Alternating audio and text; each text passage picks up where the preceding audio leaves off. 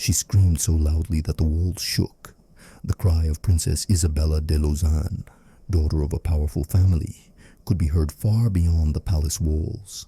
Later accounts said she was held down with straps, and the executioner's knife touched the source of her femininity and strength.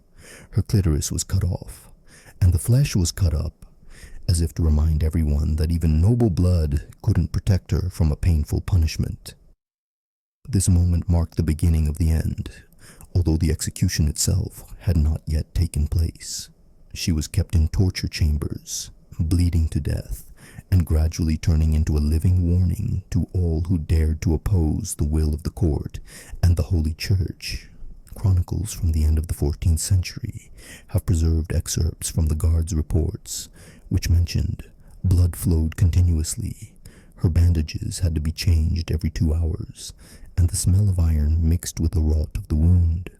Servants recorded that doctors prescribed bloodletting in small portions twice a day to cleanse the bad juices, although the condemned woman was already losing strength from the incessant blood loss. Leeches were placed on the inner surface of her thighs for a quarter of an hour to draw out the inflammation. Cauterization was performed on specific points above the pubic area, explaining that it was necessary to stop the spread of pus. Ointments were prepared from lard, ash, and crushed herbs, and rubbed in 3 times a day, but they only caused burning pain.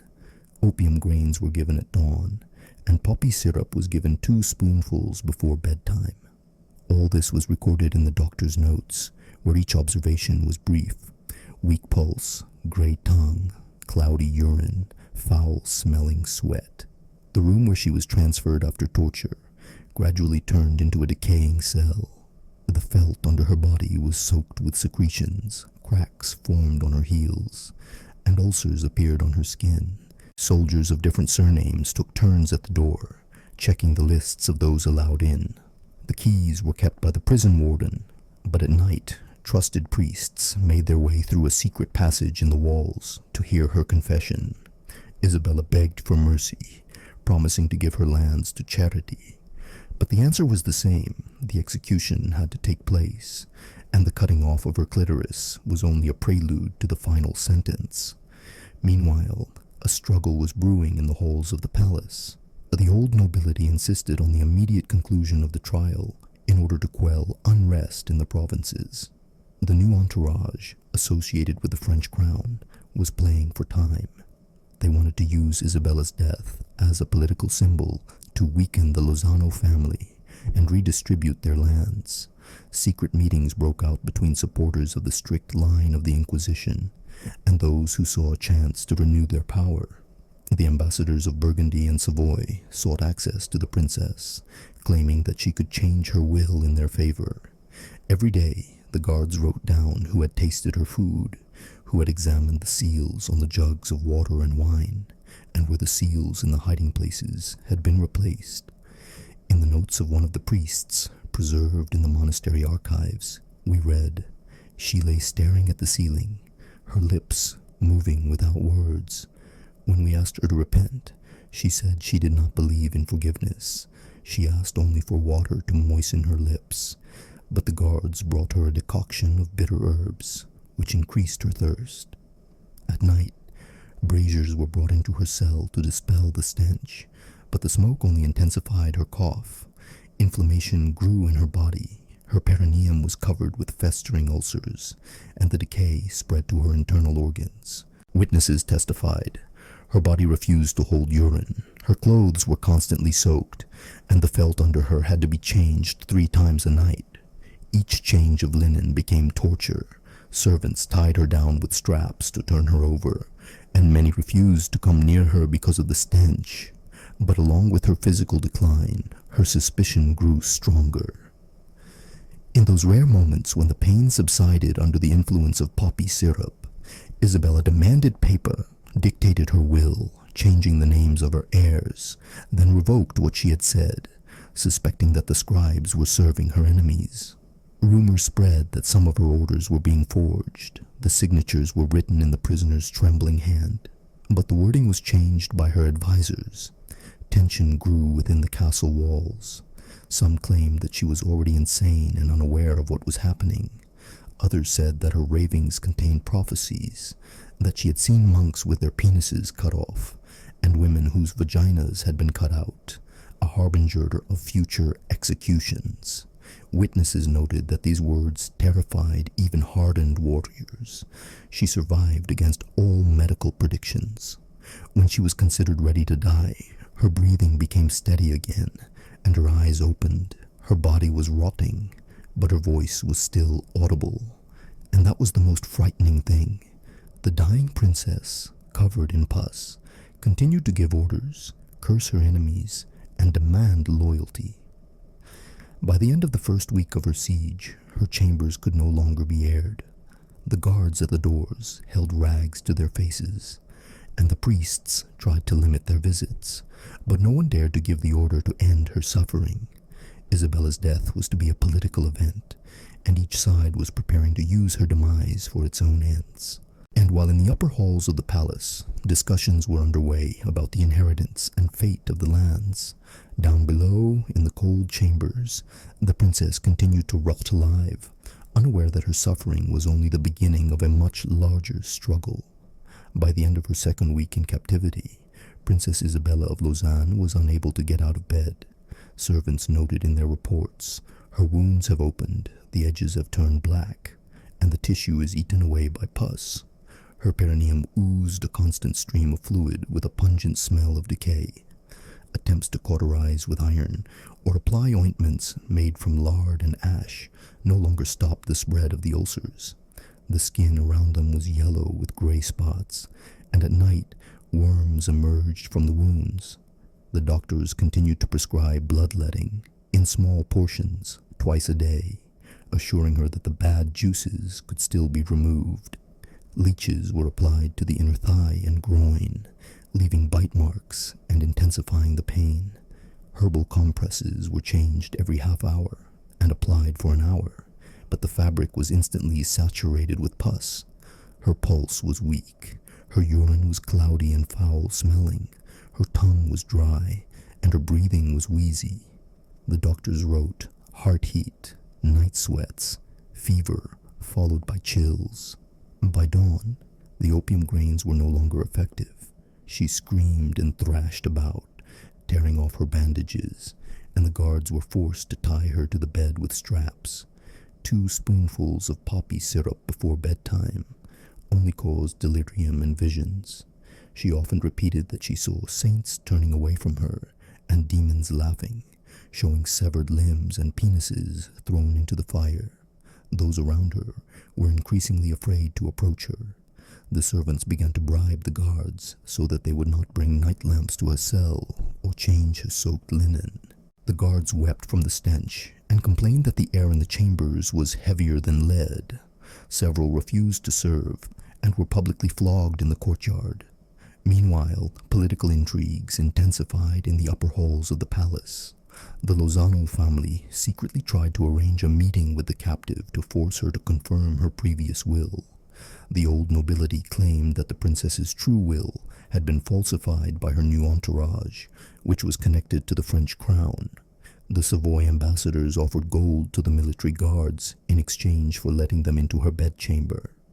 At night, the guards at the cell door were changed. First, men from the Montfort family stood watch. Then they were replaced by soldiers from Burgundy. Each guard had a list of those who were allowed to enter. Only the prison warden had the keys to the door, but reports said that priests had entered Isabella's cell several times without his knowledge. Her confessions became increasingly difficult. She said she did not believe in the forgiveness of sins. When asked for mercy, she replied that God had turned away from her. When asked about politics, she raved about the names of her enemies and ordered the punishment of those who sat in the upper halls. Her voice was hoarse, but her orders were recorded, and some of them were brought to meetings, causing fear and confusion. Rumors spread throughout the city. Some said that the princess was still alive and whispering of revenge. Others claimed that she had died long ago, and that her body was being hidden until negotiations over the lands were completed. Merchants said that a foul odor emanated from the prison windows at night, and that rats flocked to the walls. Doctors predicted her imminent death, but she continued to breathe. Each dawn found her in even worse condition, but still alive. She was losing her sight. Her eyes were covered with a film, but sometimes she would suddenly open them and look at the servants, forcing them to cross themselves and look away. Later, treatises wrote, her body was so emaciated that doctors could not touch her groin without vomiting. The stench was so strong that candles smoked and went out. But even in this condition, she tried to dictate new entries in her will, changing the distribution of her lands. This caused new conflicts. Some demanded that her execution be hastened, while others wanted to delay it so that her name could be used as a weapon. Secret reports said, every day of her presence in the world, dead in body but alive in voice, keeps the entire nobility in fear. It was then that the first suspicions arose that some of her words were being falsified. Copyists added the names of advantageous heirs, attributing them to her words spoken in delirium. The guards recorded the nightly visits of scribes who left the cell with sealed scrolls. Isabella rotted and moaned, but her name had already become a subject of trade and threats. Each new day of her torment intensified the struggle, and she herself continued to exist. A reminder that physical decay does not always mean the end of power. The third week of her imprisonment was the time when her body and mind finally began to diverge. Isabella de Lausanne could no longer sit up or speak coherently, but she was still alive. The guards wrote, her eyes are cloudy, her breathing is wheezy, her lips are black, and her tongue is swollen and does not fit in her mouth. She moaned, but these sounds were still perceived as orders. The scribes leaned over her face and claimed to hear names, orders, and curses. Others swore that it was meaningless gibberish, but the papers with her words continued to multiply, and on their basis, the parties divided the Lausanne lands. Her physical condition became a weapon of fear. Reports said, the flesh of her perineum has split open, the edges are blackened, and worms are swarming inside. Servants tried to wash the wounds with vinegar, but the stench only grew stronger. Pus oozed through the bandages and dripped onto the floor. Night rats gnawed at the fabric, and once a servant, turning her body over, noticed bite marks on her thigh. The bed on which she lay had rotted, and the boards beneath it were covered with slime. The bedding was changed daily, but each new one was soaked within a few hours. The servants began to draw lots to determine who would enter her chamber. Those who refused were flogged. Several servants died of fever, and there were whispers that the princess's bodily contagion was spreading. Her mind finally left reality. She whispered about saints who turned into demons, about women with their breasts and wombs cut off, about monks with holes where their faces should have been. Sometimes she screamed that she could hear the laughter of her enemies feasting above her bed. The priests recorded these words as proof of possession and demanded that her execution be hastened to cleanse the land of defilement. But the king's advisors would not allow it. They saw political advantage in her suffering. Each night of her living decay meant time for negotiations, time to put pressure on the Lozano family and their allies. Rumors of her suffering spread throughout Europe. Ambassadors from Florence and Naples wrote of the living dead princess whose body was rotting in the castle. Servants said that at night, candles crackled and died from the stench in her cell. One of the guards swore that he saw a worm crawl out of her mouth and fall to the floor. Another said he heard her laughing in the darkness, even though her mouth was stuffed with her swollen tongue. Her body became a symbol. Soldiers whispered that until she died, there would be no war. But there was horror in this too. Her death was being delayed, as if she were holding the balance. When the doctors gathered around her bed once again, they wrote, "The body reeks of a corpse, but the heart is still beating."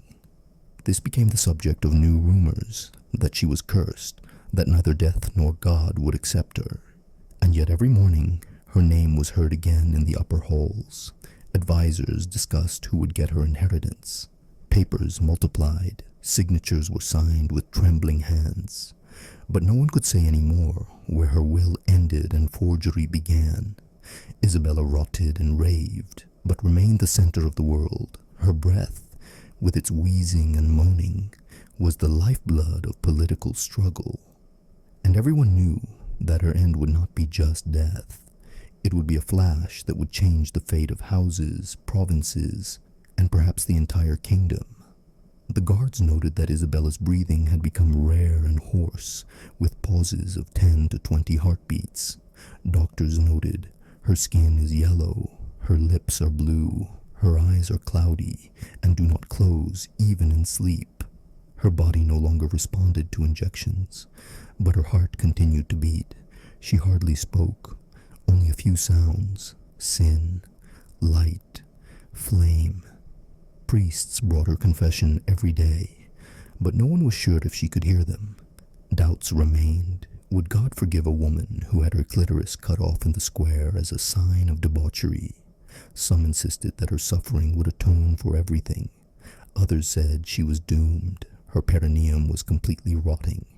The bandages were changed every 2 hours. The doctors wrote, "The ulcers have spread to the anus and groin. The tissue is falling off in pieces. The smell is unbearable." Leeches, which they tried to put on her thigh, fell off dead. They stopped bleeding her. The blood no longer clotted and flowed out on its own. Servants refused to enter the room. New ones were taken from among the beggars, promising them freedom from taxes. Several died of fever after 3 or 4 days of service. Rumors spread that the princess's body is contagious. Meanwhile, a struggle raged around her bed. The old families insisted that her signatures on the wills were invalid, claiming that she was not in her right mind. Her new entourage, on the contrary, claimed that she had spoken every word in the presence of witnesses, and that this was the law. Ambassadors from France demanded a share of the land, based on her alleged verbal promise. The Spanish threatened to support those who wanted her to be executed quickly if they were not allowed to participate in the negotiations. The guards at her chambers changed every day, sometimes twice a day. The keys to the door were kept by the commandant, but one night a fake key was found among the supporters of the old nobility. It was clear that everyone wanted Isabella dead, but each camp wanted to arrange the timing of her death to suit itself. Her body became an object of fear and power at the same time. Servants reported that some advisors came to her at night and, thinking she couldn't hear them, whispered the terms of her will. In the morning, they brought papers with her crooked marks and passed them off as her last will and testament. With each passing day, she grew weaker. The bones of her pelvis protruded, and bed sores the size of a palm appeared on her legs. She urinated continuously, mixed with blood and pus. The smell was so bad that candles went out on their own, and yet her heart continued to beat. One night, as recorded in the guard's report, she suddenly opened her eyes and screamed, even though her tongue was swollen. "They're lying!" After that, she fell back into delirium. But on the same day, her old associates hastened the negotiations. Rumors of her consciousness threatened to ruin their plans. The doctors admitted she is already dead, but her soul will not leave her body. This was considered a sign of a curse. The priests advised holding a solemn funeral service while she was still alive to force her soul to leave her body. But the royal council postponed it. They needed one more night, one more signature. In the evenings, only one scribe, one guard, and one priest remained at her bedside. The rest did not dare to stay. Everyone was afraid she could die at any moment, and no one wanted to be the first witness. But death still did not come. Isabella de Lausanne continued to rot, continued to suffer, and each breath she took was a new delay in the political explosion. Isabella de Lausanne's death came at the end of winter. By that time, her body was a rotting mass. The skin had slipped off her bones. Her perineum had decomposed down to the pelvic bone after her clitoris had been cut off, and a foul-smelling liquid mixed with blood flowed from her vagina. Hand-sized ulcers appeared on her skin, and her tongue was swollen and blackened. According to doctors' records, in her last days, her heart continued to beat for several hours after she stopped breathing, but there was no pulse in her wrists. The guards noted. At night, the smell became so bad that even the guards coughed and cried, and the candles went out by themselves. She died without witnesses, except for a priest and a scribe. Even her closest associates were not allowed into her chambers. They feared contagion and political rumors. The scribe's report states, at 2 o'clock after midnight, she uttered an incoherent sound, stretched out her hand, and then froze. The priest read a short prayer over her without touching her body. Removing the body proved to be a challenge. The servants refused. Then 4 men sentenced to death were brought in. They were promised a reprieve. They wrapped the body in felt, but the fabric fell away onto the floor. The captain of the guard reported, the stench was so bad that people fainted, and the dogs in the courtyard howled. The embalmers were unable to work. The internal organs were already decomposing. Almost all the blood had drained out, and the smell was so bad that they had to go out into the fresh air every quarter of an hour. The records state, the heart could not be removed, the liver crumbled in our hands, and the skull could not be opened due to the decay of the tissue. A political explosion followed immediately. Her old entourage declared that her last signatures were invalid. Her mind was clouded before her death. Her new entourage showed papers with her crooked marks and swore that they were genuine. French ambassadors claimed that a verbal promise of land had been made and must be fulfilled. The Spanish claimed that death, without proper burial, invalidated the will. Rumors spread throughout the city. Some said that the execution with the cutting off of her clitoris was the cause of the curse, and that was why her body would not be accepted by the earth. Others said that she had died a holy martyr, and that her suffering had atoned for the sins of her family. The crowd in the streets was divided.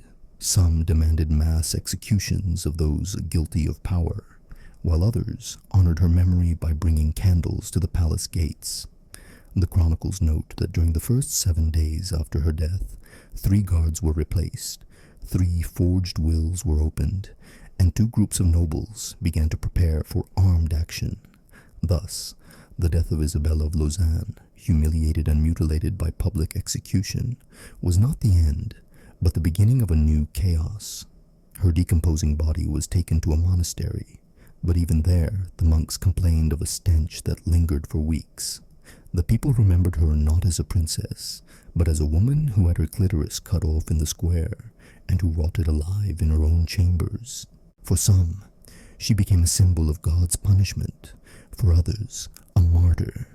But for the nobility and ambassadors, her death was just a convenient excuse to divide power and land. Thus ended a life that began in grandeur and ended in complete isolation, filth, and fear.